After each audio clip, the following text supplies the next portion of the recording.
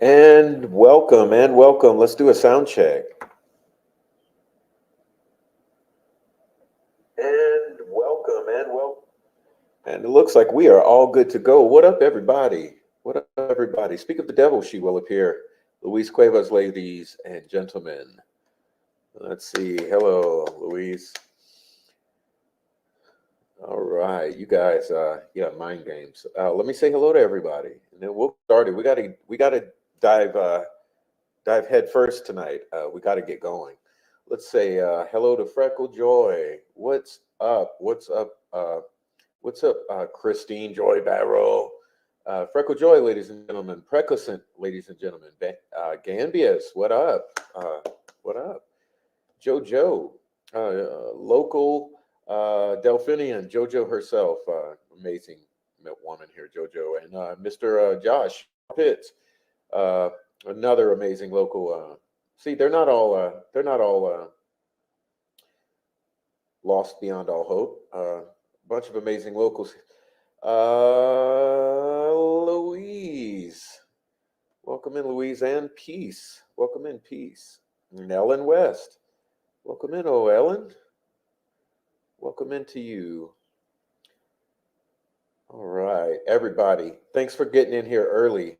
Yeah, there's Amy. What up, Amy? Thanks for the flowers, Amy.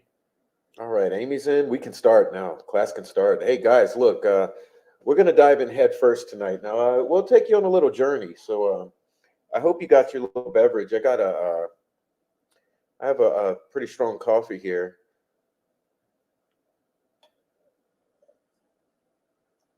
All right, hit the like button. Yeah, please hit the like.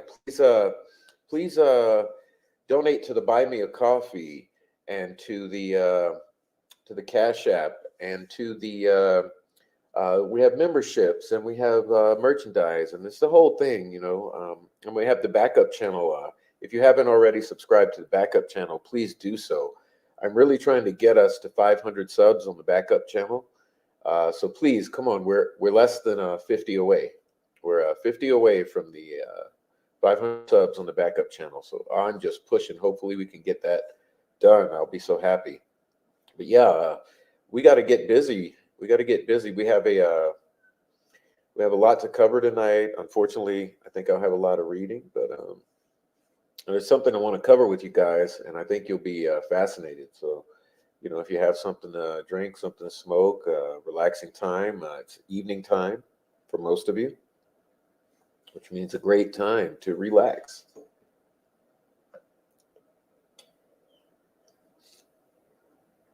All right, y'all. So tonight we'll be looking at a couple little things, and you'll just have to uh, you'll just have to give me the benefit of doubt, okay? While we get started, give me the benefit of doubt. Follow me, stick with me. I promise it'll make sense at the end. So so let's get busy here. Let's get busy. I'll take this down. All right, and I'll bring this up. All right. All right. And so I'll get started. Listen, you may or may not have you may or may not have heard me speak of Poe before, but I tried to make it pretty obvious, and I made a statement before that I'm a big fan of Poe and always was since I was a little, elementary school type kid. Whatever grade they first bust out the Poe, middle school, whatever it might be. I've always been, and actually, uh, this is one here. Uh, the Raven. It was one of my favorite from the beginning, but not the only one because I what's the one? Oh well, I'll remember in a minute. There's another that was always just it fascinated me since I was 10 years old. But here with Raven, I want to go through the Raven and then really dive in. Um, so. Um, oh, what was it? The fall of the House of Usher. That's what I was getting in. And the telltale heart. Yeah, both of those. Okay. But this raven here, okay, this was another one.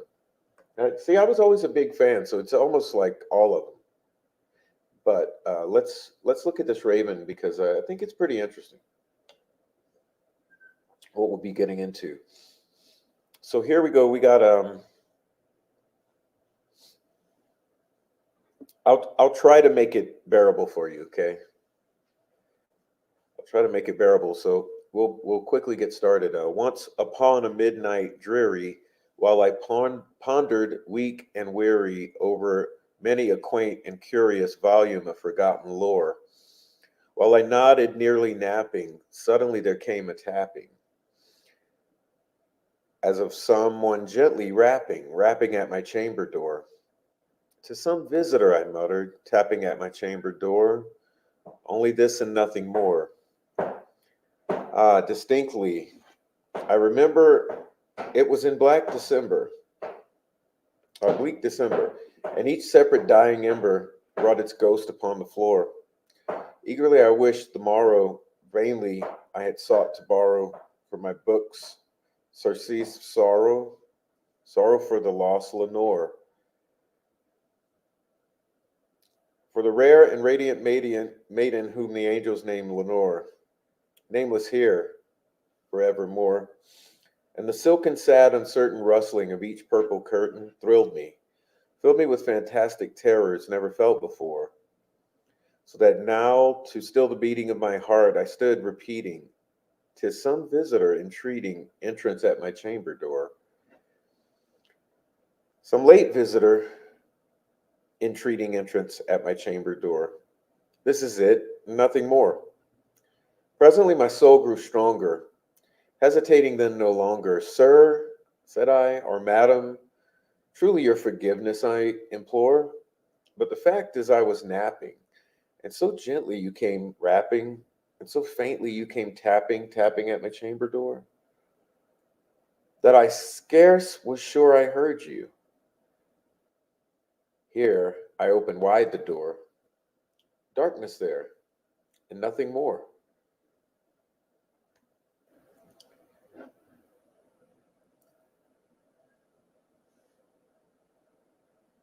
Deep into the darkness, peering, long I stood there wondering, fearing, doubting, dreaming dreams no mortal ever dared to dream before.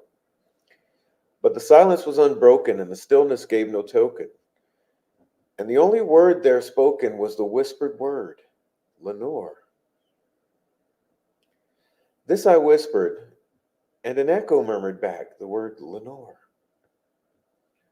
Merely this and nothing more. Back into the chamber turning, all my soul within me burning, soon again I heard a tapping, somewhat louder than before. "Surely," said I, "surely that is something at my window lattice. Let me see then what threat is, and this mystery explore. Let my heart be still a moment, and this mystery explore. 'Tis the wind, and nothing more."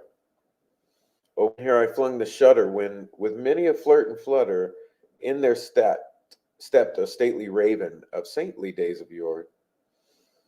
Not the least obseisance made he, not a minute stopped or stayed he, but with mine of lord or lady perched above my chamber door, perched upon a bust of Pallas just above my chamber door, perched and sat, nothing more.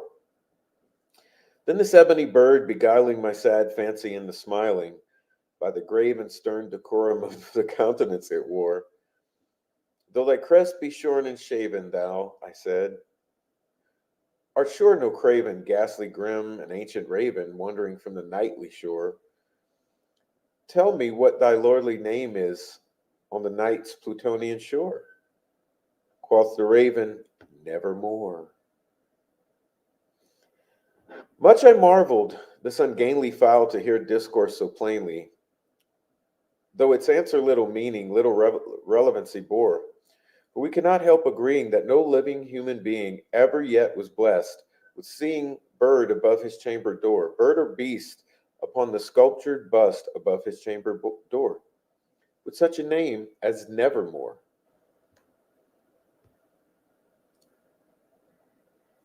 But the ravens, sitting lonely on the placid bust, spoke only that one word, as if his soul in that one word he did outpour, nothing farther than he uttered, not a feather than he fluttered, till I scarcely more than muttered, other friends have flown before, on the morrow he will leave me, as my hopes have flown before. Then the bird said, Nevermore. Startled at the stillness broken by the reply so aptly spoken, doubtless, said I, what it utters is its only stock and store, caught from some unhappy master whom unmerciful disaster followed fast and followed faster, till his songs one burden bore, till the dirges of his hope that melancholy burden bore of nevermore. But the raven still beguiling all my fancy into smiling, straight I wheeled a cushioned seat in front of the bird, and bust and door. Then, upon the velvet sinking, I betook myself to linking fancy unto fancy, thinking with this ominous bird of yore, with this grim, ungainly, ghastly, gaunt, and ominous bird of yore, meant in croaking nevermore. This I sat engaged in guessing, but no syllable expressing to the fowl whose fiery eyes now burned into my bosom's core. This and more I sat divining, with my head at ease reclining on the cushion's velvet lining that the lamplight gloated over, but whose velvet violent lining with the lamplight gloating over, she shall press, nevermore. Then methought the air grew denser, perfumed from an unseen censer, swung by seraphim, whose footfalls tinkled on the tufted floor. Wretch, I cried, that God had lent thee, by these angels he hath sent thee respite and nepenthe from thy memories of Lenore. Quaff, oh quaff this kind nepenthe, and forget this lost Lenore. Quoth the raven, nevermore. Prophet, said I, thing of evil, prophet still, if bird or devil, whether tempter sent or whether tempest tossed thee here ashore, desolate, yet all undaunted on this desert land enchanted, on this home by horror haunted, tell me truly, I implore, is there a balm of Gilead? Tell me, I implore. Quoth the raven, nevermore. Prophet, said I, thing of evil, prophet still, if bird or devil, by that heathen that bends above us, by that God we both adore, tell this soul with sorrow laden, if within the distant Aden it shall clasp a sainted maiden whom the angels name Lenore. Clasp a rare and radiant maiden who the angels name Lenore. Quoth the raven, nevermore. Be that word our sign of parting, bird or fiend. I shrieked, upstarting, get thee back to the tempest and to night's Plutonian shore. Leave no black plume as a token of that thou soul has spoken. Leave my loneliness unbroken. Quit that bust above my door. Take thy beak from out of my heart, and take thy form from off my door. Quoth the raven, nevermore. And the raven, never flitting, still is sitting on that pallid bust of Pallas just above my chamber door. All his eyes have all the seeming of a demon's that is dreaming, and the lamplight o'er him streaming throws his shadow on the floor, and my soul from that shadow lies floating on the floor, shall be lifted nevermore. Okay. Well, had to get through that. Okay, let's see. I want to comment on Precusant. Precusant aptly says, my dark teenage heart was nourished by Poe. Yep, that's what I was getting at. That's what I was getting at, you know. Now, before we continue to the next section here, pardon me, I wanted to give a little commentary on Palace. So in this imagery we're given, the raven has landed on a bust of Pallas.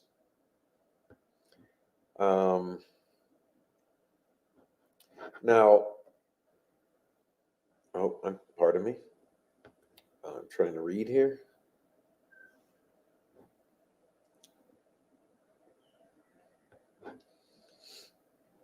All right.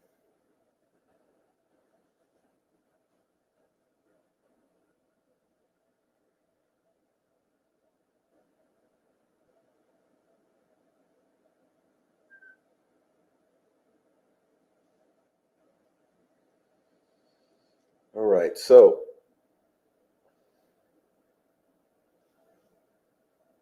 it's taking me a minute here to get this iPad going.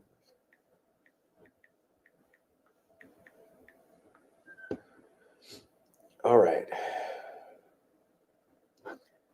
All right. So in this poem, the raven lands on a bust of Pallas, and in this reference, Poe indicated that it he was referring to Pallas Athena, a bust of Pallas Athena, the Greek goddess of wisdom. The bust of Pallas in the narrator's chamber represents his interest in learning and scholarship, but can also be taken as representing rationality in general and the sane mind in particular. The raven, by landing on the bust when it flies into the above the door, signifies a threat to the narrator's reason and the ability to rationalize and analyze and understand the reasons behind the raven's landing and its word, nevermore. That the raven stays on top of the bust of Pallas at the end of the poem, never flitting, suggests the dominance of irrationality and fear over reason in general. More particularly, that irrationality has taken a permanent home in the narrator's formerly rational mind. Okay.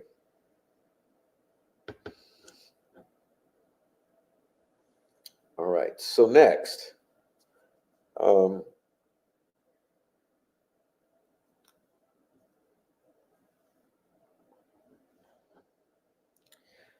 remember, I'd just like you to remember here that in discussing the Pallas Athena bust, we're talking about reason or rationality of mind versus the raven who's representing the irrationality. Um, Now, I'd like to bring up next just a very brief commentary here. Um, Let me remove this.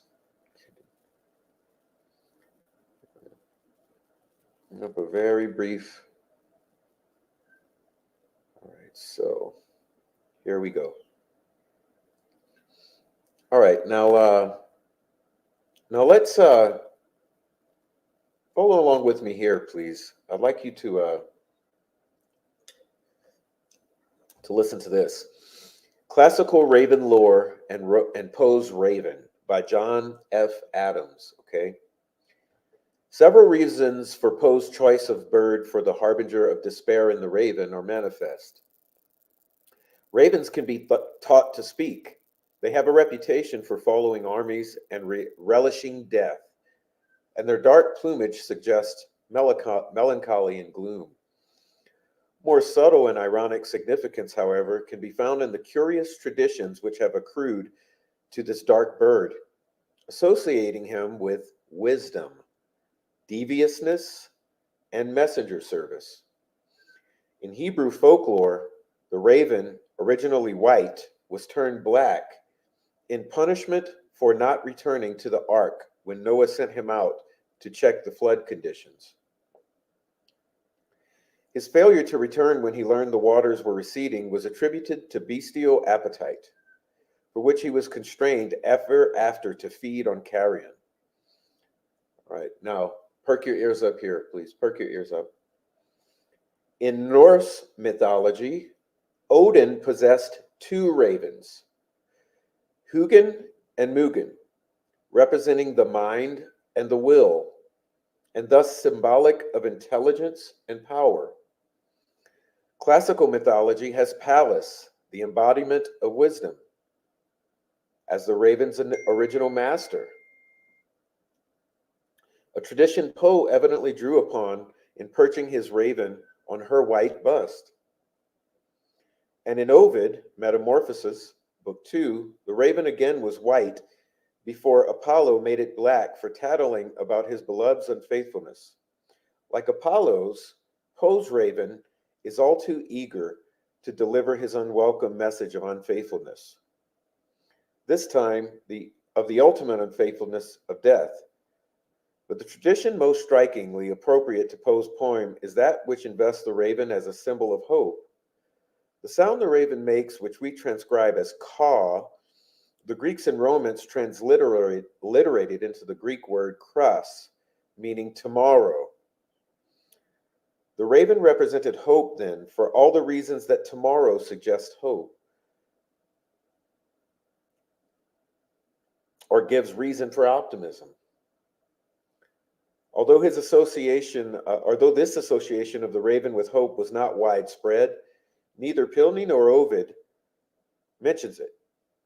Suetonius makes it in 12 Caesars a common school text and one very likely used by Poe.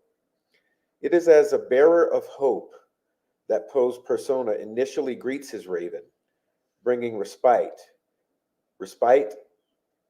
and from this, the memory of Lenore. The bird, however, speaks not with the Greek word kras, tomorrow, but with the exact reverse, nevermore. The message, not of hope, but of despair. Though the persona first thinks the bird has been taught mechanically to repeat this single word, a pattern of sense soon emerges. The message that his lover's death is total and final without hope of reunion after death in the distant Aden. It is difficult to believe that this inversion is a mere coincidence. The specific relevance of the words, as well as of the patness of the reversal, are simply too logical and appropriate. Rather, the raven's value as a symbol of hope and the ironic reversal of that value seem central to the conception of the poem, certainly to the choice of the particular word Poe's raven speaks. In the course of the poem, the raven develops and modifies this and other associations, becoming more and more a private symbol, more and more a dream or hallucinatory figure generated by the persona's emotional bankruptcy, increasing symbolizing private spiritual dryness rather than personal lamentation for a specific loss. As such, the raven figure has often been taken as a contrivance with the significance largely unearned. Ultimately, without objective, correlative, but the private symbol is confirmed and contained by an objective logic and system of reference. The traditional associations of the raven serve to broaden the ironic dimension and range of application of the private symbol, improving its logic and consistency, enriching its significance, raising it above a mere macabre hallucination. Okay? Oh, and I'm apologizing if I failed to turn the page there. But I'll leave it here while I comment just a bit.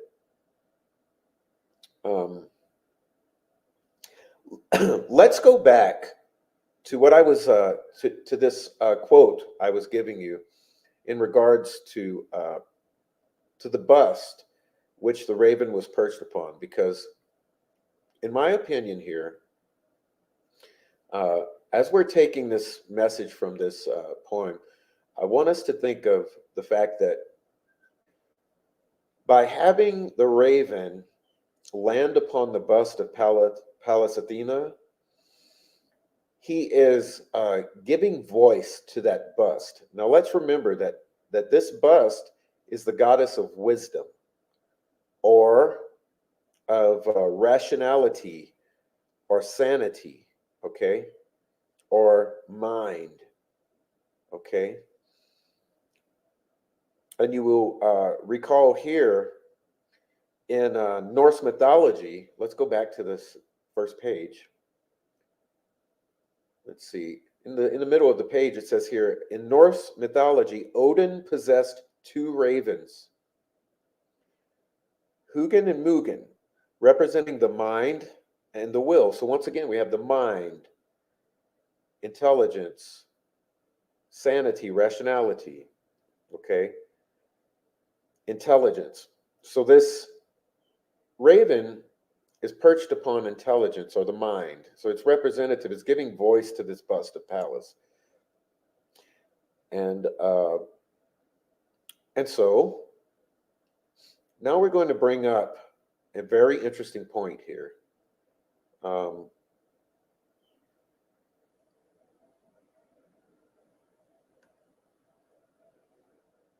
now we're going to look into,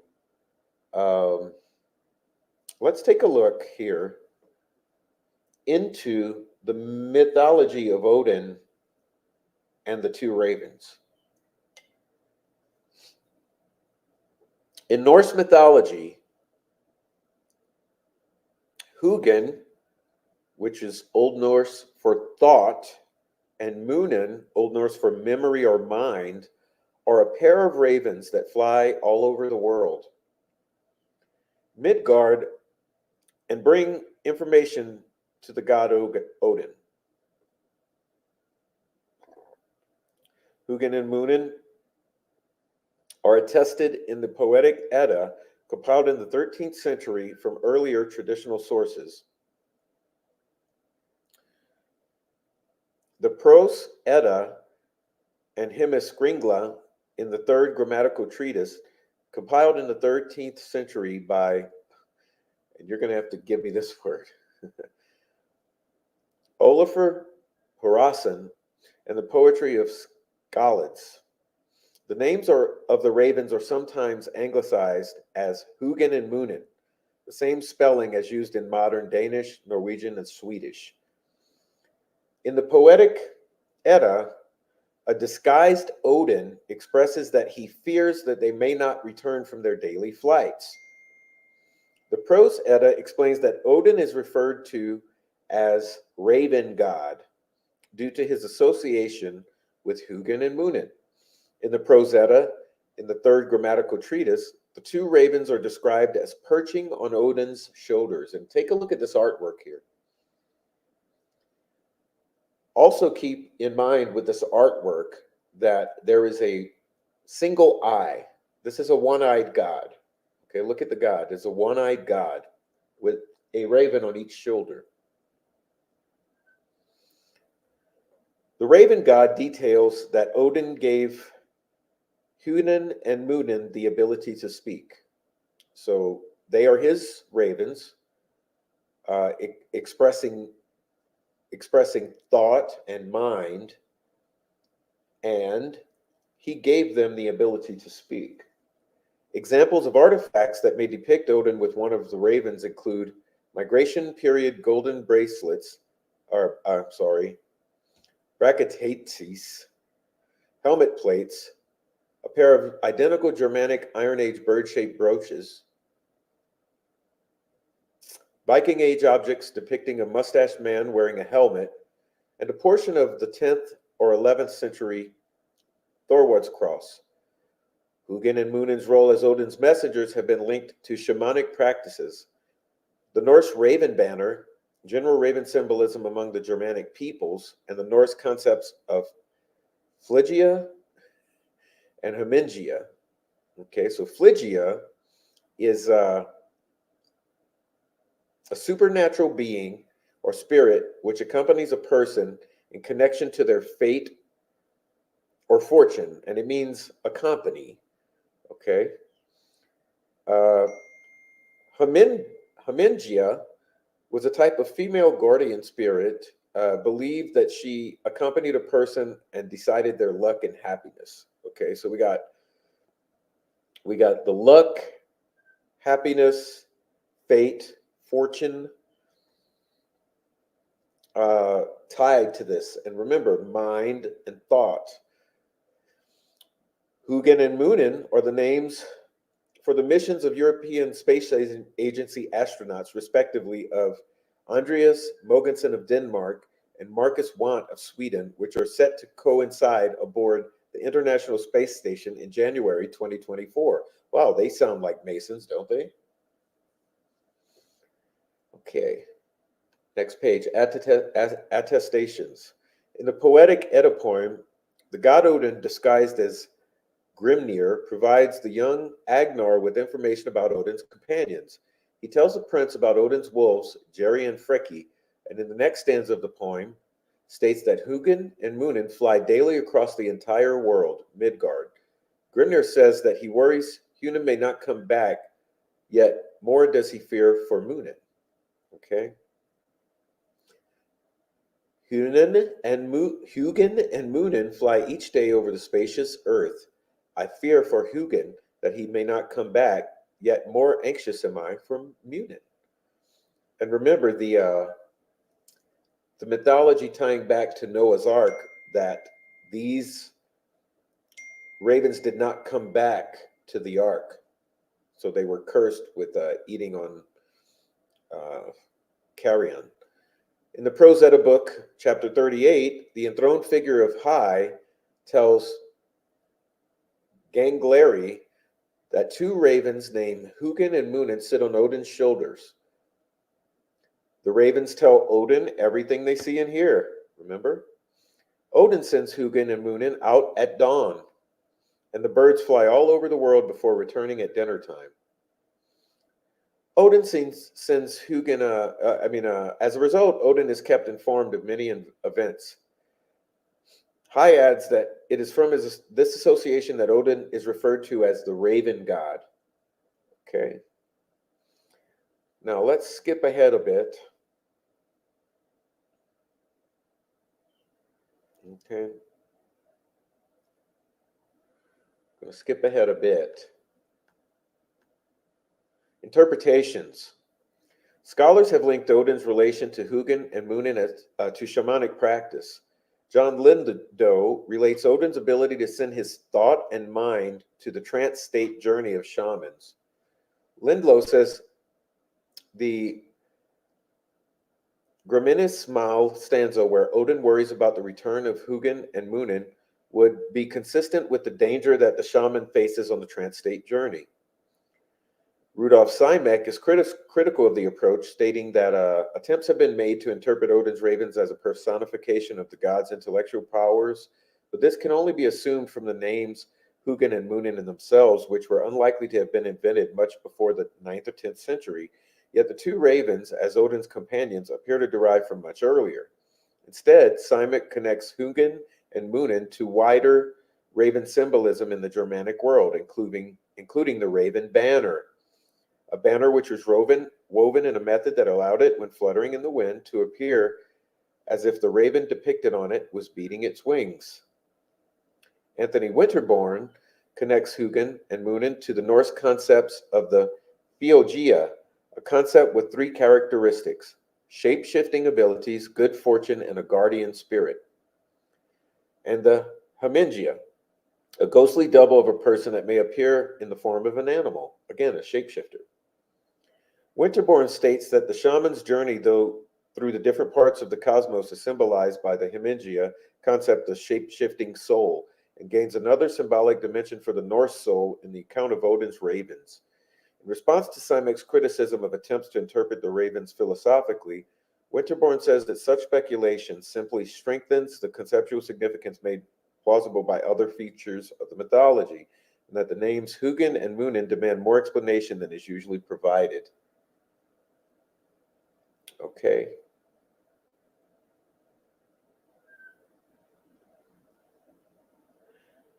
The Highland, an Old Saxon adaptation of the New Testament from the 9th century, differs from the New Testament in that an explicit reference is made to a dove sitting on the shoulder of Christ. Regarding this, Ronald Murphy states, in placing the powerful white dove not just above Christ, but right on his shoulder, the Highland author has portrayed Christ not only as the son of the all ruler, but also as a new Woden. The deliberate image of Christ triumphantly astride the land with the magnificent bird on his shoulders. The author is perhaps a bit embarrassed that the bird is an unwarlike dove, is an image intended to calm the fears and longings of those who mourn the loss of Woden and who want to return to the old religion symbols and ways. With this image, Christ becomes a Germanic god, one whose ears the Spirit of the Almighty always, whispers. Okay, here we go. Bernard Heinrich theorizes that Hugin and Munin, along with Odin and his wolves, Jerry and Freki, reflect the symbiosis observed in the natural world among ravens, wolves, and humans on the hunt. In biological symbiosis, one organism typically shores up some weakness or deficiency of the others. As in such a symbiosis, Odin, the father of all humans and gods, though in human form was imperfect by himself, as a separate entity he lacked depth perception, being one-eyed God, remember? And he was apparently also uninformed and forgetful, but his weaknesses were compensated by his ravens, Hugin and Munin, mind and memory, who were part of him. They perched on his shoulders and reconnoitered to the ends of the earth. Wow, I've never heard that word.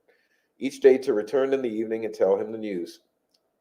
But he also had two wolves at his side, and the man-god-raven-wolf association was like one single organism in which the ravens were the eyes, mind, and memory, and the wolves the providers of meat and nourishment. As a god, Odin was the ethereal part. He only drank wine and spoke in poetry.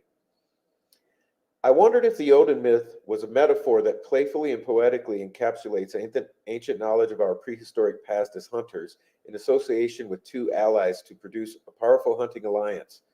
It would reflect a past that we have long forgotten, whose meaning has been obscured and badly frayed as we abandon our hunting cultures to become herders and agriculturists, to whom ravens act as competitors. Okay? Now, important point here about the hunting. Okay, the hunting. The mind versus, basically we're talking about rationality versus irrationality, just like in Poe. Okay, Poe drew the reference to the raven as embodying rationality because it's perched on the bust of Pallas Athena. And we can see that here it's a similarity here where these ravens represent mind and memory of Odin, the one-eyed god. Now, here we're going to do a very quick detour here, and I'm going to pull this down, okay? Because I want to quickly get to this before we get into our commentary with the chat.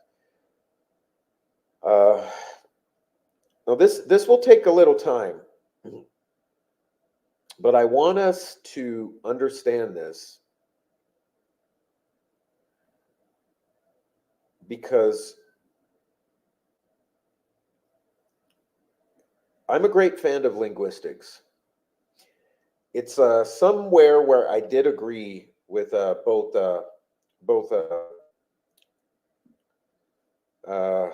oh geez, got too much going on in my head. Noam Chomsky, and John Allegro, and Terence McKenna. So if you know of Noam Chomsky and John Allegro and Terence McKenna, you would see that they're all very different individuals.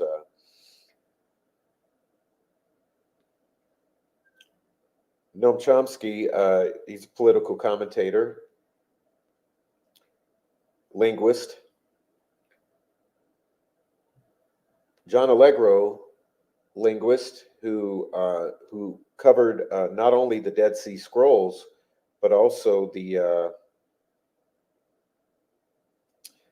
ancient sacraments, and I believe. Well, I'll leave it at that. He was sort of an academic advisor to the Vatican Council. Okay, And then we have Terence McKenna, who you all would know most likely, a big advocate of psychedelics as transformative um, therapeutic agents, but himself an incredible linguist, in my opinion. And so I think it's of value here to take a deep dive here into the linguistics of Odin or Wotan. Um, Now, we very clearly covered that the ravens and the wolves are representative of something that is lacking in Odin. Okay, we know that Odin has one eye. We know that he's not a thinking god. Okay, the thinking and the mind are relayed to him, observed and relayed and rationalized for him through the ravens, and the wolves are his sensory aspects. Okay, so now let's look at some of the names. Okay, now what I'm going to do here, um, we're going to take the Old Norse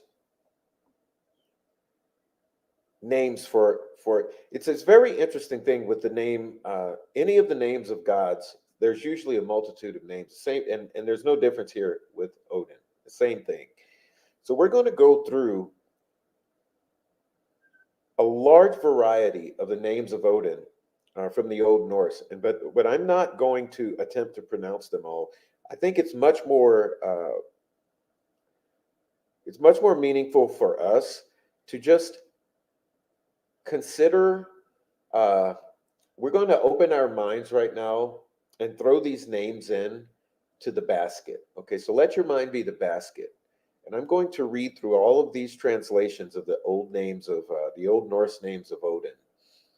And by doing so, you're going to fill your mind up with uh, some memes that hopefully we can synthesize in the end and come up with somewhat of a broad perspective of Odin. Okay, so let's go down this list and let's think about here from a linguistics aspect. Okay, what qualities and what metaphors are we putting together and synthesizing here to come up with an idea of what Odin is? Okay, so let's go. Okay, hold on to your hats now. Father of men or of the world, Father of all. Okay, the aged, eagle head, attacking rider, friend of wealth, enemy of the wolf, flaming eye, shifty eyed, shield shaker, spear shaker, flashing eye, wavering eye, battle promoter, evil worker, evil deed, chieftain, distorted version of, oh, I'm sorry, that one, I'll skip that one. Spearman, lord of the undead, sole creator of magical songs, the ever booming, journey empowerer, god of burdens, burden of Gunlo's arms, gallows burden, fetcher or catcher,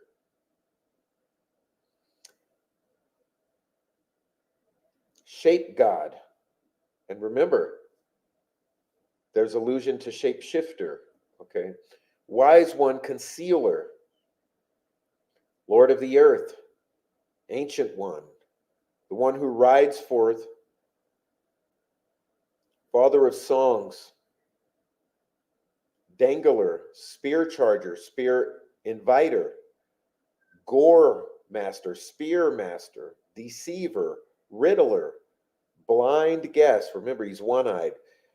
Swift in deceit, swift tricker, maddener, wise in magical spells. Yeller, yeller, wand bearer, yeller, hooded one or masked one, battle binder, skillful worker, Lord of the hanged, God of the hanged one, God of prisoners, fetter loosener, hoary beard, high one, hang jaw, warrior, glad of war, God of host, battle wolf, engager of battle, helmet bearer, screamer, wayfinder, overthrower, thruster, one-eyed, raven god, raven tester, fetterer, ripper, roarer, blusterer, horsehair, mustache, roarer, iron mask, horse wolf, bear, long beard, shaggy cloak wearer, frenzied rage, inciter, protector, god of wishes, red mustache, god of riders or the wagon god, god of runes, finder of truth, soothsayer, long beard, victory giver, war father, victory tree, god of victory, war god, ruler of treachery, son of Bestla, friend of Goths, sleep bringer, closer, wise one, shapeshifter, twice blind, quarreler, third, triple, burgeoning, lean, thunderer, striver, wanderer, foe of wolf, wakeful, ruler of gallows, father of the slain, slaughter, geet of the slain, chooser of the slain, slain tame, slain God, slain receiver, stormer, screamer, killer, swinger, leader, war leader, terrible one, stormy or of the primal streams. Okay?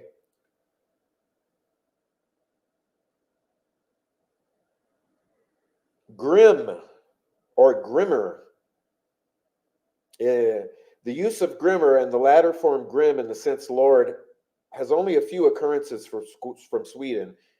In extant Icelandic material, grimmer only appears as an adjective with the meaning heartless, strict, and wicked, which can be compared with the use of the adjective grammar, wrath, as a name for Lord. Okay? So,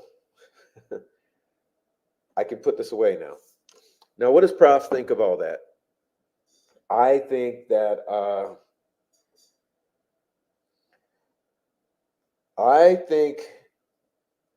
you have to keep in mind here, going all the way back to how we opened with Poe, where we're dealing with irrationality versus rationality. Okay, so we're dealing with passion versus logic or reason, or we're dealing with a raw energy versus a philosophical energy. Okay.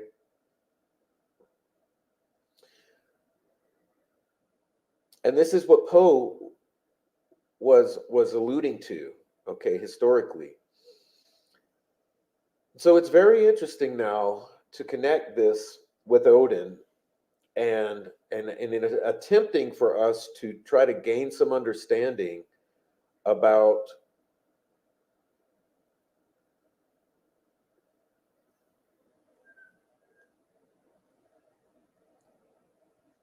what possibly people adhering to the honoring of this Odin figure,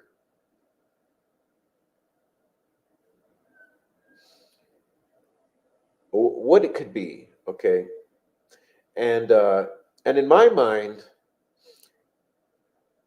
it's truly a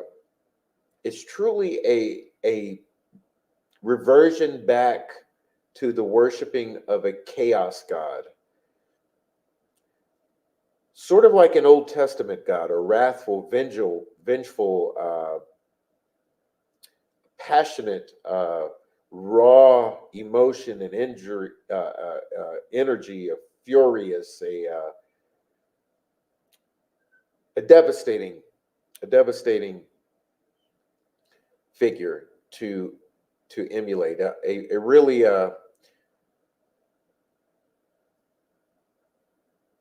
really a reversion to a bestiality in my mind.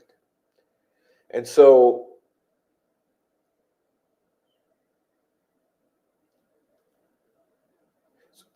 so as we think of how this could connect to a group that could be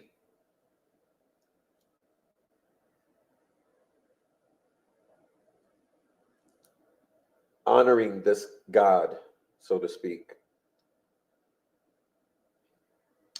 I think it's really informative. You noticed in none of those names was there anything like peace, forgiveness, love, uh, rational, God of thought and wisdom.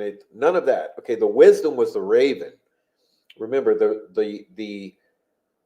these positive aspects in that way, they're all external.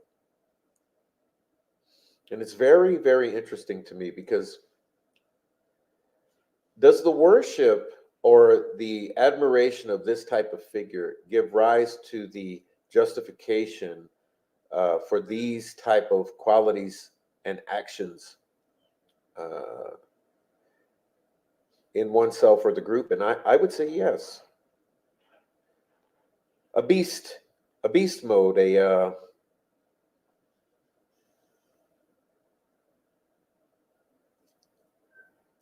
truly a throwback to the berserkers. Okay, the berserker modes. And so,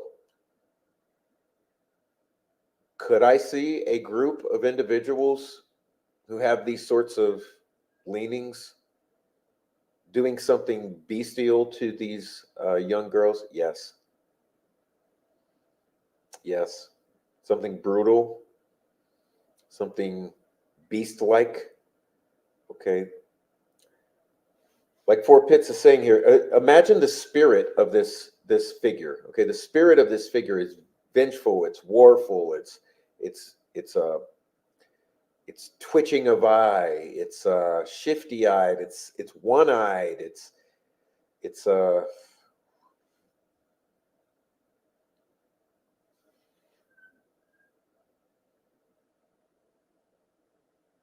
yeah.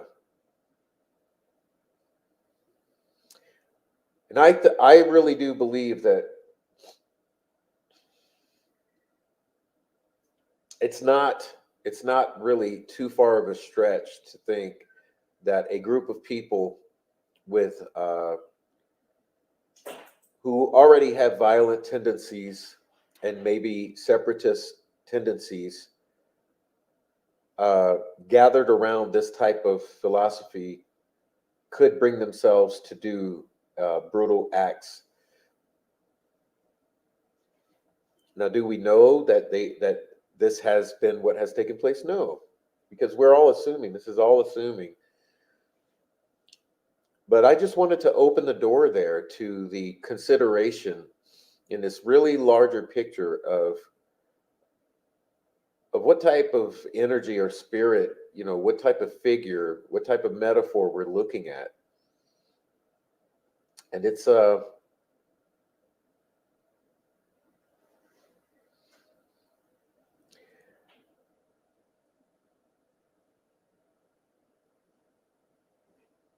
I would liken it to the God of the Old Testament versus versus Jesus Christ in the New Testament. Okay, particularly also concerning are the wolves and the hunting. Now, we know that a lot of these individuals centered around this Odinist angle refer to themselves as wolves of Odin. Okay.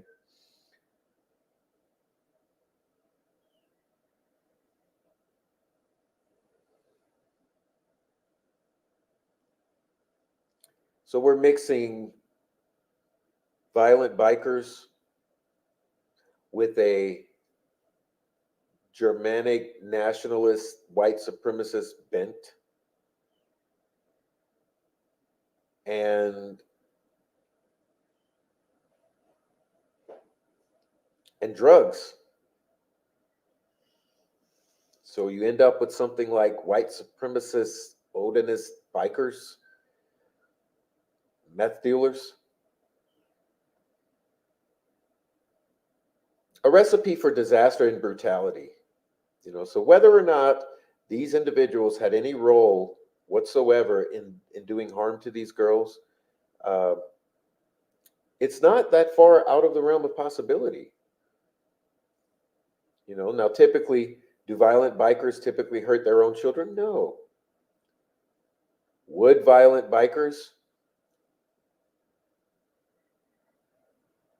with a strange bent on the worship of Odin and possible meth intoxication and drug use in some sort of feud do something crazy? Yes.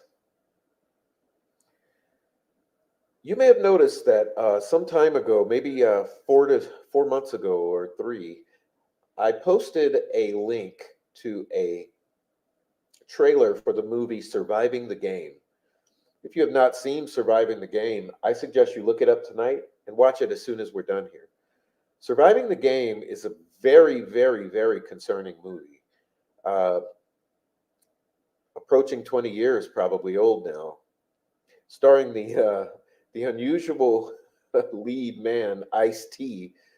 Surviving the Game is a very incredible movie, very concerning, and one which has continuously bothered me as we have as we got through this summer, and I started to think about what may have happened to Abby and Libby in a little more creative way. I started to think about this hunting scenario, and that's what Surviving the Game is about. It is a hunting scenario. Um, and I'll give you the quick spoiler alert. Okay, in Surviving the Game, the premise is that there's this group of elites who are involved in human hunting because they look at humans as the ultimate game.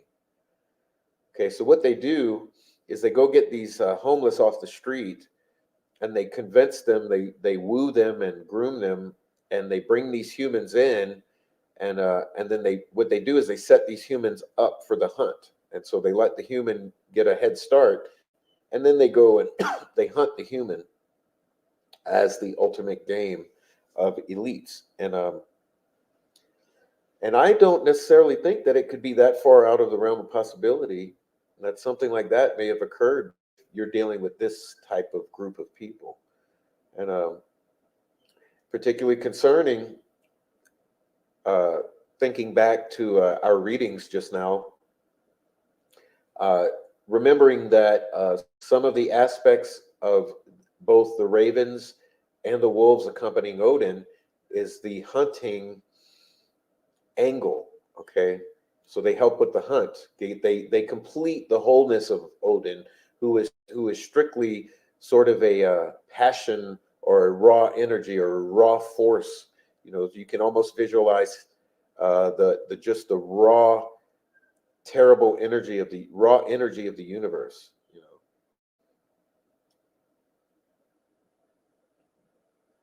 Sort of the opposite of a concept such as shalom or peace. You know, kind of polar opposites. Okay, so I think it's extremely, extremely interesting there, all that we just read, And sort of what caused me to go off into this little rabbit hole tonight was a very amazing box session that we'll be talking about later this week, hopefully, in which the Raven was mentioned. And anyhow, we'll be circling back around to that. I just wanted to cover these ravens really well tonight, and bring in the qualities or the attributes or the names or the metaphors of Odin, and then the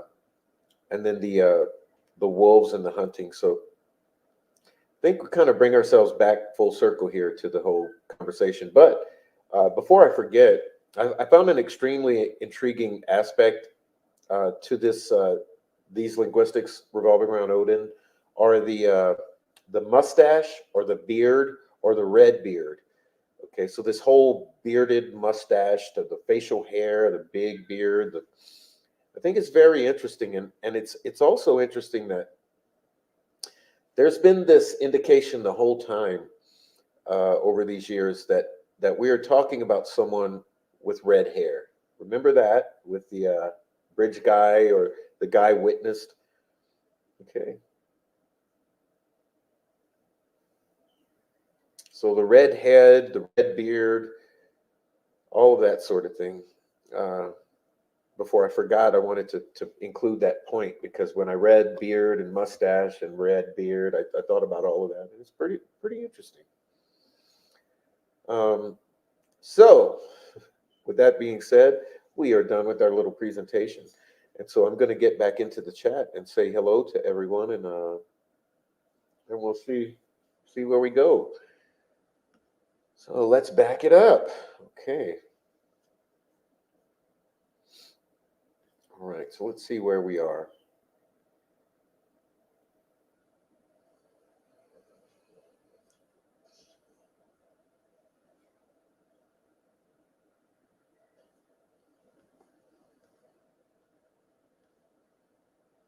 All right. Okay, Nancy Drew, welcome in, Nancy. Nancy Drew says, "Oh my goodness, we had a horrible storm last night, and I was awakened by a tree crashing close to the front porch." Wow.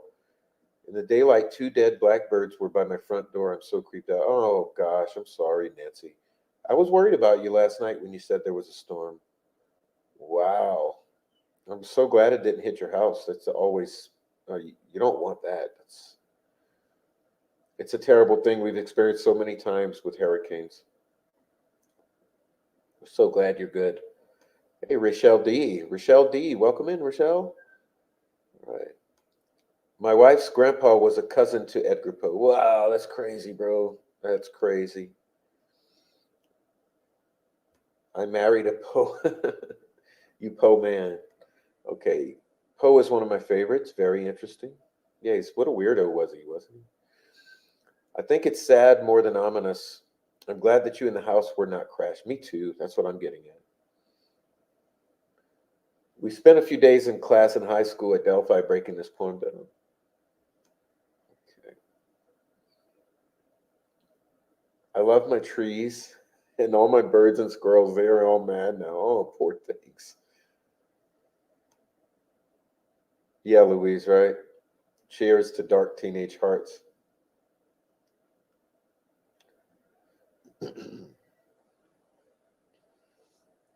Rachel says the Raven, aka Ben Mears. Well, the spirit box won't shut up about Ben. Okay, Poe, he was quite the madman. Spirit box said a second Raven, kept saying Benjamin and Raven. Yeah, sure did.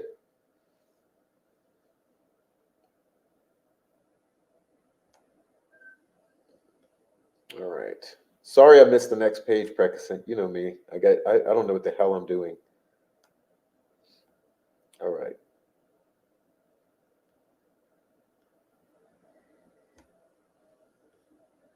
Yeah, wisdom and sanity, cognition versus raw passion and emotion, irrationality.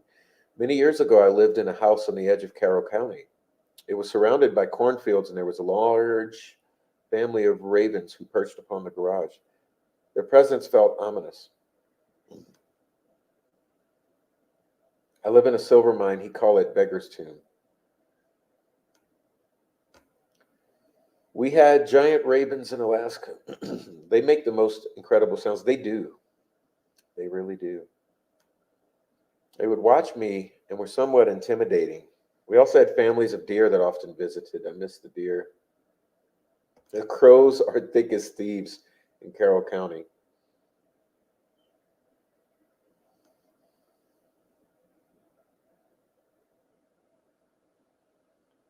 I have seen bald eagles lately around Kokomo.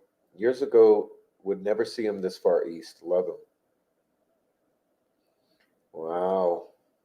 Well, there's an entire mythology around Delphi. We'll be getting into that in some future episode, but I'm extremely interested into getting into in the mythology of Delphi and the two birds that come from opposite uh, ends of the country and together meet in the middle where Delphi is located. Okay. Lunar ray around Wildcat Creek.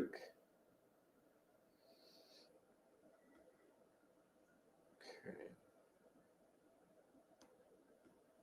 You would know a bald eagle. Can we agree when we are face to face with a crow, it's very strange vibration in the air? Yeah. There is one that flies around Monon Bridge, but its head is not white. Both times I was driving from Kokomo to Lafayette, which is fairly close. Alaska's the best for bird watching. I went to Anchorage Bird Sanctuary. It was so beautiful.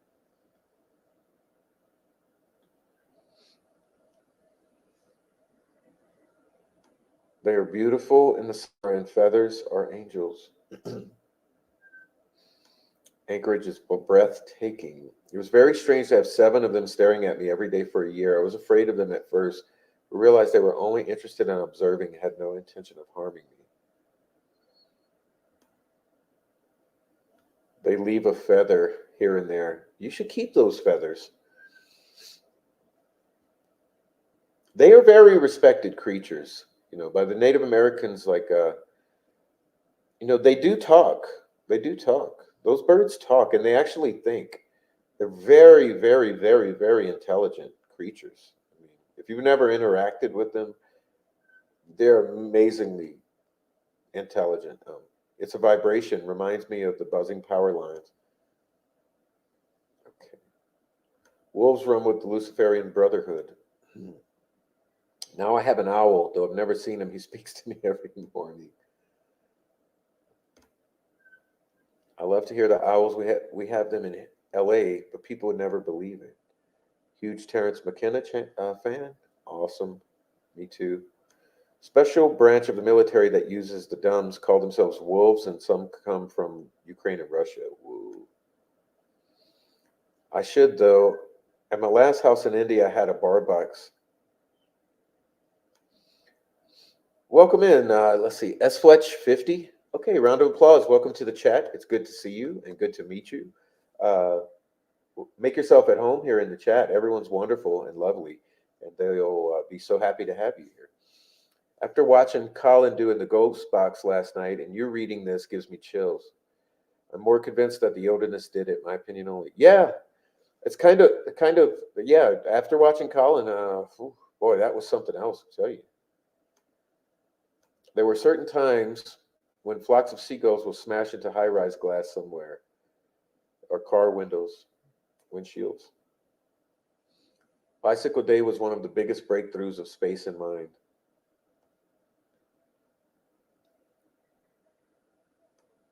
I went down a rabbit hole and listened to Odin music today, and it sounded just like the sounds he was making. That was concerning. It was concerning.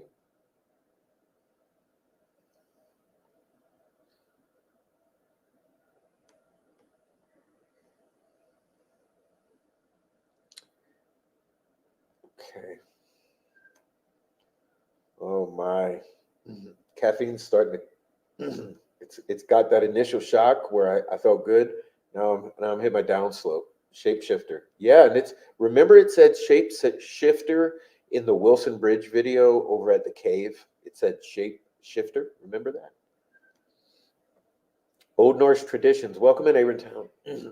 Avoid using the names of powerful beings such as Honey Lover, the Moon Howler, or the one who carries the hammer.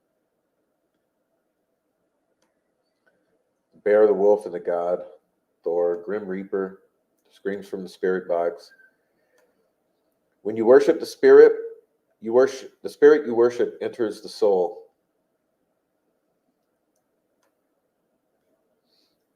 Okay.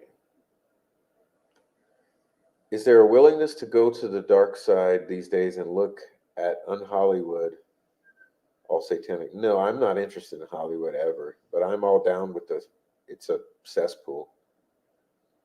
I suppose a lot of Raven tattoos, induced drug psychosis. Exactly.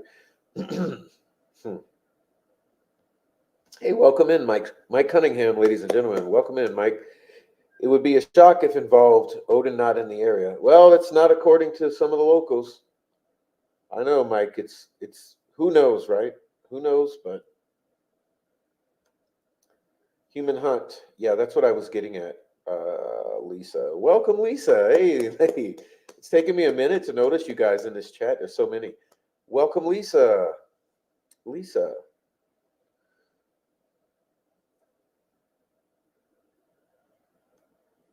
They let the kids keep their shoes, but no clothes.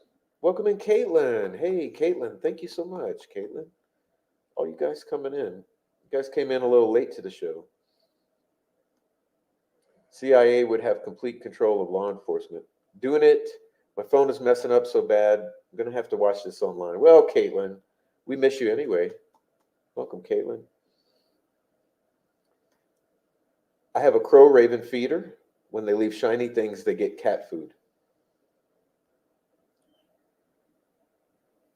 A bat box. Awesome. Hi, Caitlin. Hi, Precascent, says Lisa.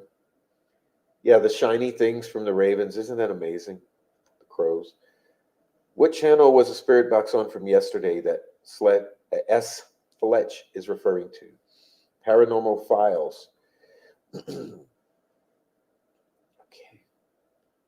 Yeah, they are wonderful, man. They are really, really wonderful with the spirit box. I gotta say it. I love them. They have this vibe of like Noe and they have a similar vibe to Noe and Jay. Like they're very gentle. It's very important to be gentle. This is amazing. Paranormal Files. Go watch it. You'll love it. Okay. I only associate with spirits who work for the highest. Yeah, not Odin. Okay. All right, y'all. Well, hey, did I catch up with the chat? I seem to have caught up with the chat. And that's it. Oh, that's all we got. Well, we'll be cutting it short tonight, guys. Please hit the like while you're in here. Please hit that like. Hit that like, please. Go subscribe to the backup channel, please. I need subs over there. Trying to get to 500. 500. Yes, Benjamin keeps coming up on the spirit boxes. This is this is the third time, okay? First time Benjamin appeared on the spirit box was at the trails, the very first trip that Noe and Jay made, okay? Second time it appeared on the spirit box was also at the trails when Noe and Jay revisited. And now a third time with Colin on the trails or on the bridge.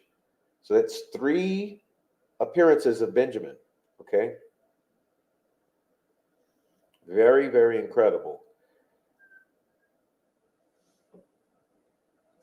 We know there's a Ben Mears, and there was at the time.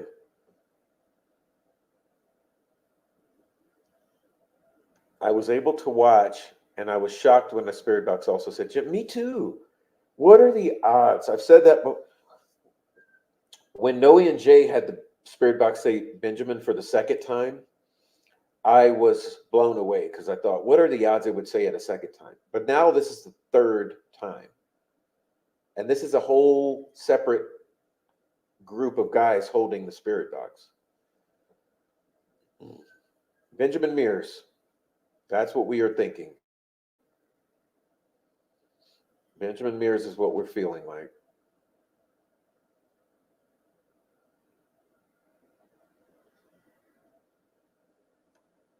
Luna Ray, I'll tag you in Proust's community tab with some things to look into. Oh, you guys, yeah, thank you. Whatever you're doing, I like it. Sorry, chat is all about sharing. We also have the little Discord. You girls can, if you're not already in the Discord, go on into the Discord where you can talk together. Uh, that's a place where you can communicate throughout the day. I don't do much in there, but private message. But it's much more interesting. You can go in there and interact with each other, get to know each other. So welcome to the Discord. Welcome to the subscriptions. And like I said, please support the show in any way you can and help our backup channel get to 500 subs. I'd love that.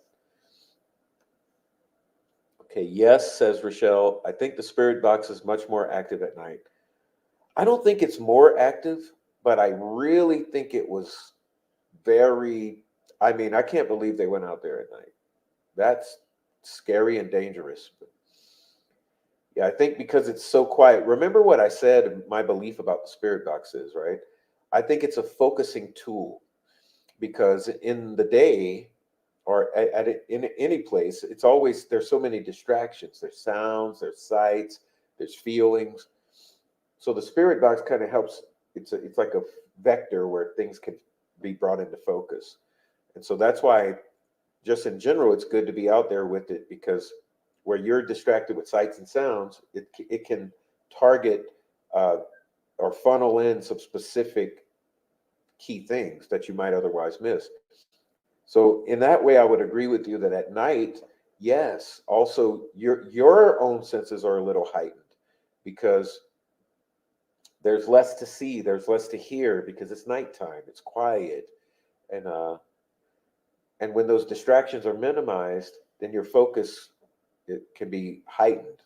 And I think in that way, it's not that it's much more active. I think there's less distractions at night, so you can really focus in. Okay. Luna Ray says, I am in the Discord, but never really participated in conversations there. Yeah, well, the Discord is very quiet. I don't know what the hell.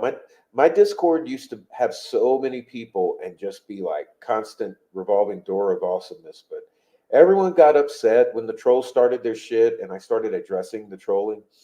No one could understand what I was doing. And they still don't understand because they still don't understand the extent of the trolling and what it's really about. But, they will be learning. Everyone will be learning how these trolls, how important it has been to be addressing and exposing them.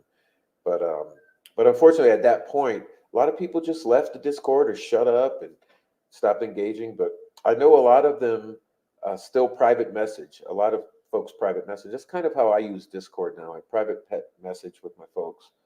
But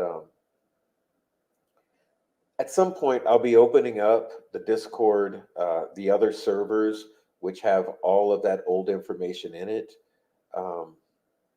at some point. So Discord is wonderful. It's just, it's been a roller coaster over there in Discord. It's been a roller coaster here in general, but I'm sure all of you have paid attention to some of that that we've been going through in this past 6 months or year. I heard Benjamin on a psychic reading with a Scribble tech user, but lots of other names too. Then she did an update a year ago and it all turned to RA did it. She must be in the snake camp. I don't know. I believe, I've told you guys before, I believe Richard was probably involved. At this point, my belief is that Richard was involved, but I think that if anything, he was a minor player, and there's several others who are major players. And that's my opinion or my gut feeling at this time. I'm in there with this scream name. I'll make a things to do in LA post. Awesome. Well, guys, seem to have caught up with the chat again. I'm doing pretty well tonight. Chat's quiet. Everyone lurking, please join the chat and say goodnight because we're about to get out of here.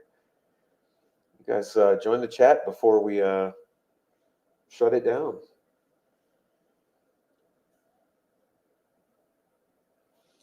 Of course, we're live. Welcome in, Shay Watson. Welcome in, Shay Watson. We're live. You have to pay attention when it says live. It's live. When it's a premiere, it's a upload to the backup channel. Because what I do, I take every live stream, and then I bring it to the backup channel, and I upload it to the backup channel. And I make it a premiere when I do that because it's new to the backup channel, and it's there for those who didn't get to see the live when it was live, and they can still have a live chat. So if you're seeing a live, you have your chat here, and then in the next day or two, I always go to the backup channel and upload it so that you can have another live chat there for anyone who's missed it. So that's what we do. But that's why it's important to be on that backup channel because there's different live chats in the backup channel, and there's also a whole different community wall.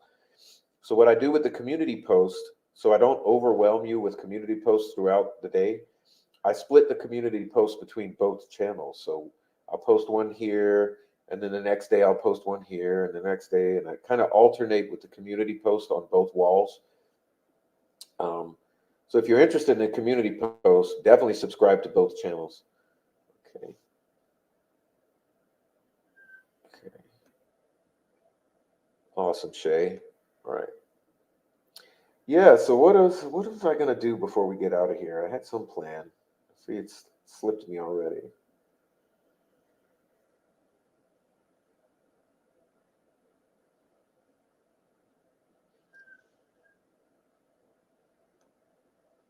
I was there earlier. Did you see my question? Was it about being live or not? I think I saw you ask, was it live or not? But yeah, need to check the Spirit Box. I suggest you guys go look.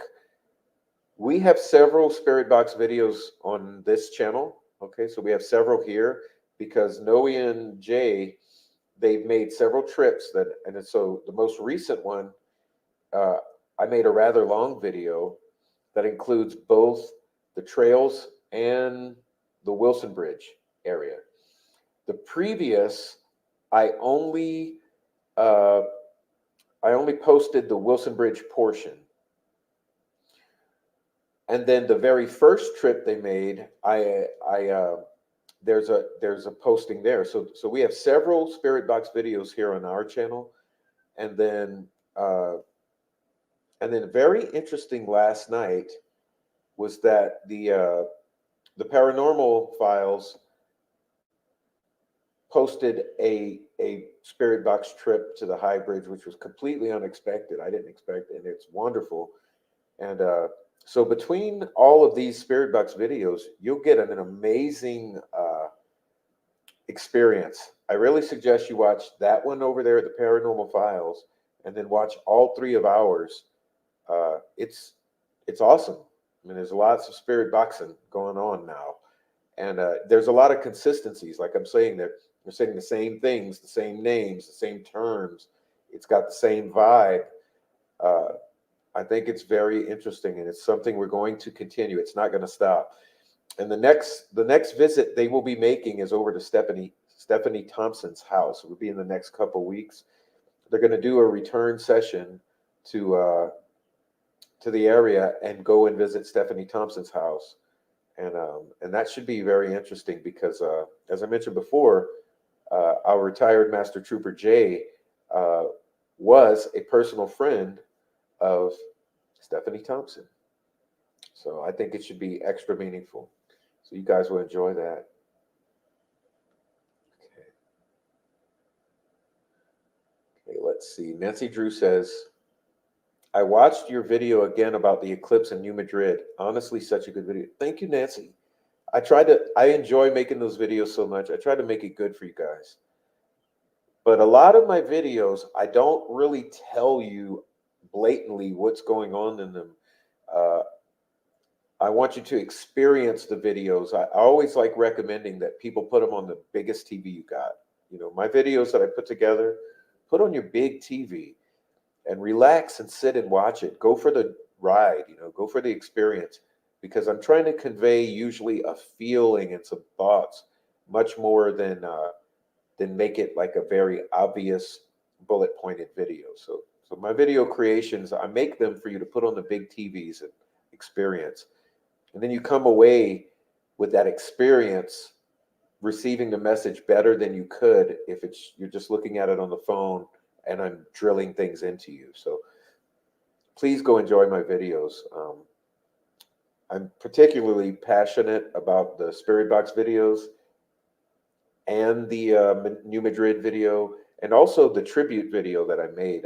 Some of you may have not seen it, but on the 7th anniversary, I released the tribute video, which was very meaningful to me as well. So please take your time, enjoy my channel.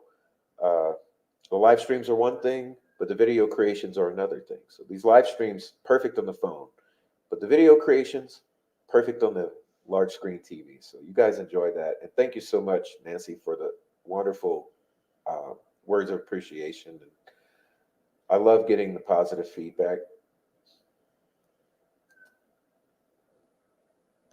Oh, I did answer that, Shay Watson. Shay says, I asked if there was any talk of whether anyone might have ingested adrenochrome that night. Yes, what I think is this.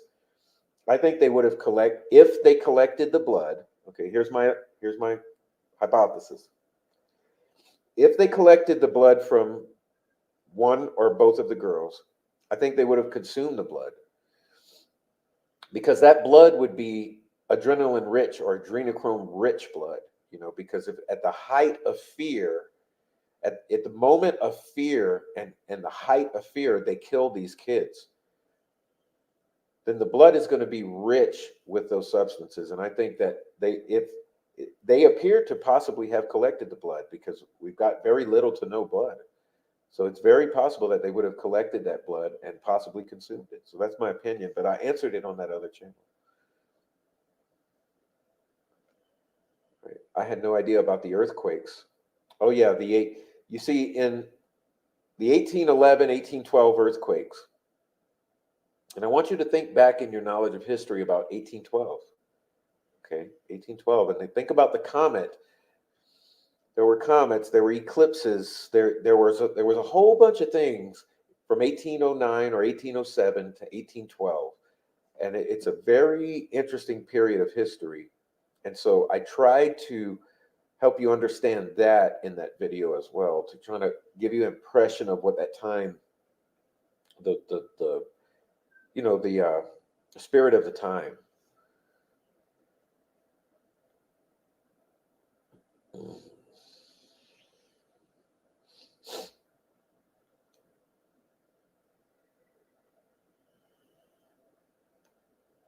Thanks for the Austin Church incident video today. What a strange occurrence. Isn't it a bizarre thing?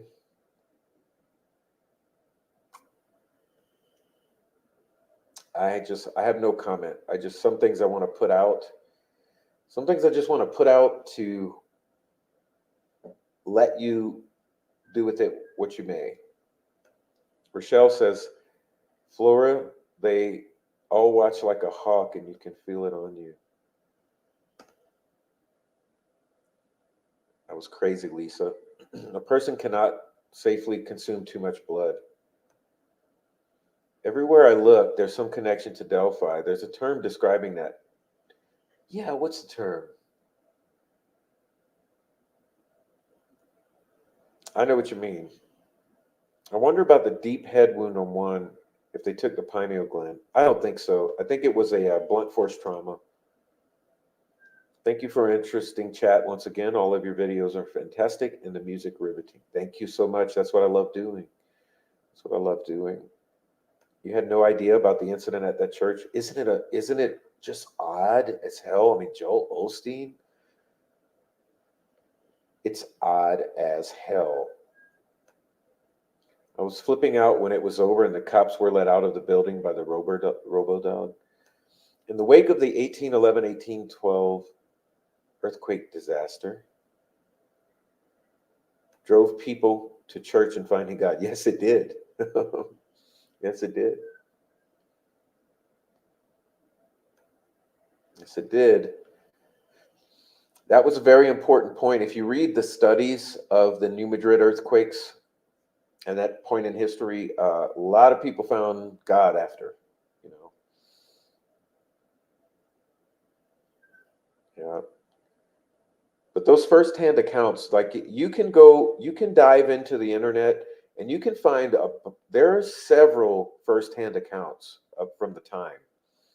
So if you go into studying these New Madrid earthquakes, you'll see that you can dig up some eyewitness accounts, firsthand eyewitness accounts, and they're all the same. They all say the same things. It's basically I chose the one that I found to be most fitting and inclusive of the general spirit of all of them. But I read through them all, and I just chose the one that I liked best, that I thought captured it best.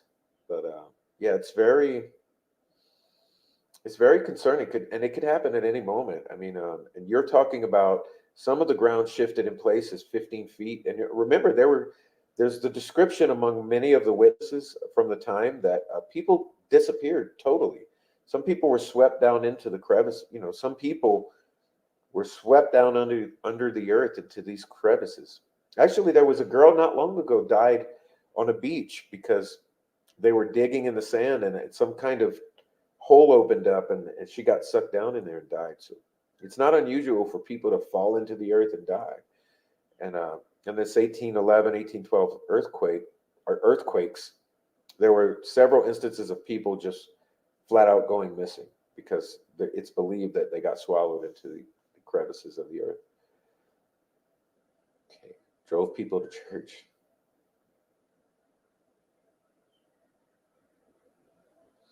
All right.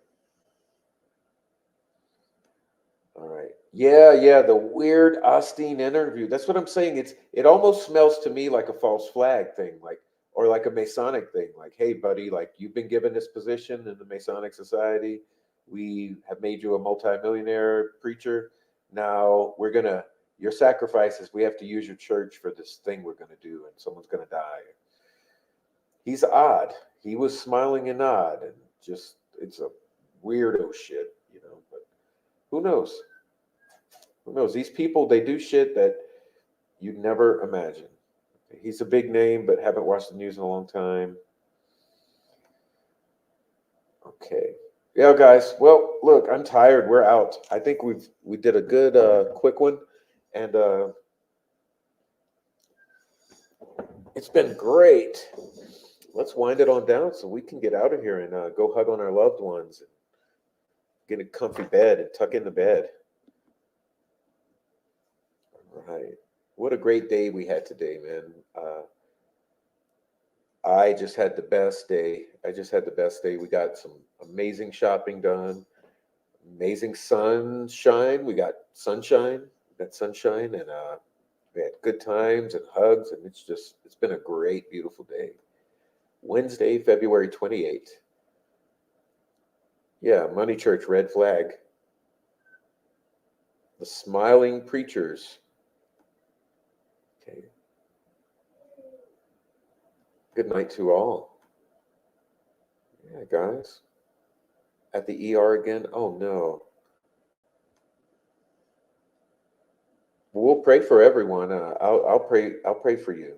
Okay, so everyone, we'll just pray that everyone can just have a bunch of peace and a bunch of happiness and healing and patience and good things come into our lives and the lives of people around us that we love. Okay. Good night, everyone. Everyone's saying good night.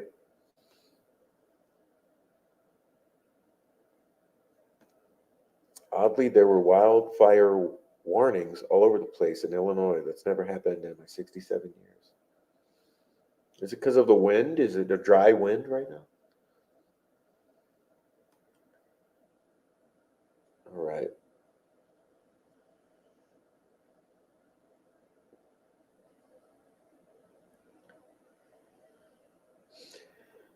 Well, guys, I'll let's see here. If we got any up to the date news popping before we call it a day. Let's see.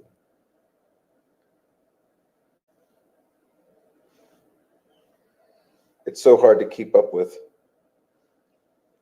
Okay.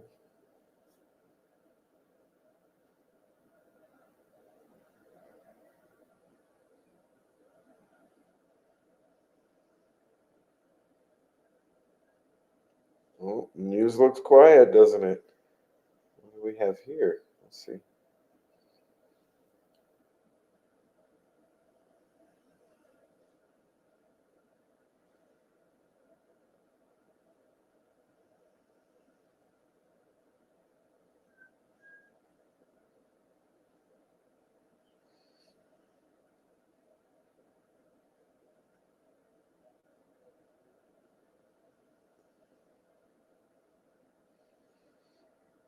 Yep,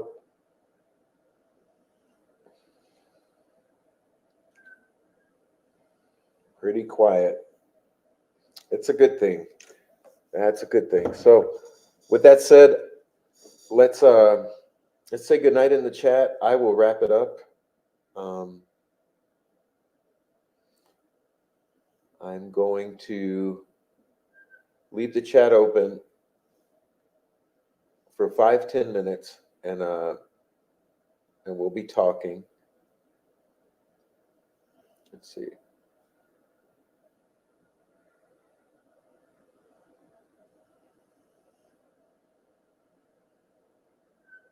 All right. Awesome, guys. Well, cheers. I'll see you in the chat. Give me 2 minutes.